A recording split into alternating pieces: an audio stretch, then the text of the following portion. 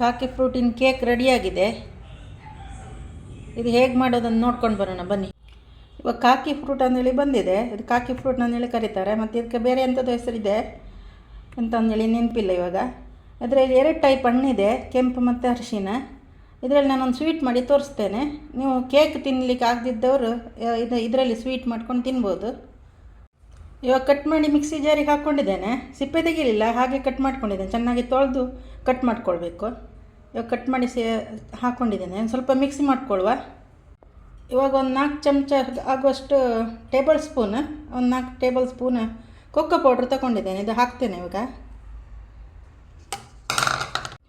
ಈಗ 1 spoon vanilla essence ಹಾಕ್ತಿದ್ದೇನೆ.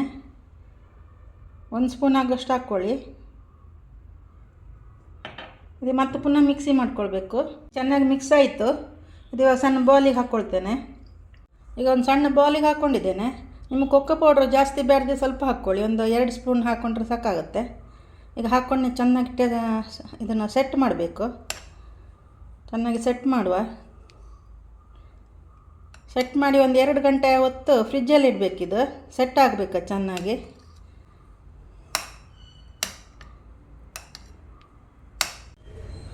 ಇವಾಗ 2 ಗಂಟೆ ಹೊತ್ತಾಯಿತು. ಫ್ರಿಜ್ಜಲ್ಲಿಟ್ಟು 2 ಗಂಟೆ ಹೊತ್ತಾಯಿತು. ತೆಗೆದು ಹೊರಗಿಟ್ಟಿದ್ದೇನೆ.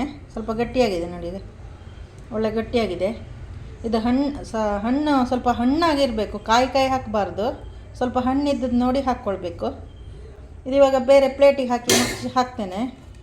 ಇದು ಪ್ಲೇಟ್ ಉಲ್ಟಾ ಮಾಡಿ ಹಾಕ್ಕೊಳ್ಳುವ. ಉಲ್ಟಾ ಮಾಡಿ ಹಾಕ್ಕೊಂಡಿದ್ದೇನೆ.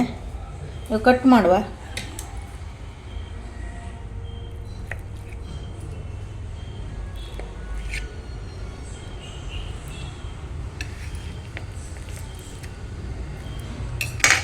ಪೀಸ್ ಒಳ್ಳೆದು ಬಂದಿದೆ ನೋಡಿ.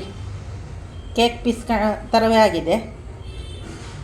ಇದನ್ನ ಕೊಕ್ಕೋ ಪೌಡ್ರ್ ಬೇಡ್ತಿದ್ರೆ ಸ್ವಲ್ಪ ಒಂದು 2 ಚಮಚ ಮಿಲ್ಕ್ ಪೌಡ್ರ್ ಹಾಕ್ಕೊಳ್ಬೋದು. ಹಾಲು ಪೌಡ್ರ್ ಹಾಕ್ಕೊಂಡು ಮಾಡ್ಕೊಳ್ಬೋದು, ತೊಂದರೆ ಇಲ್ಲ. ವಿಡಿಯೋ ಇಷ್ಟ ಆದಲ್ಲಿ ಒಂದು ಲೈಕ್ ಮಾಡಿ. ಹಾಗೆ ನಮ್ಮ ಚಾನಲಿಗೆ ಒಂದು ಸಬ್ಸ್ಕ್ರೈಬ್ ಮಾಡಿ.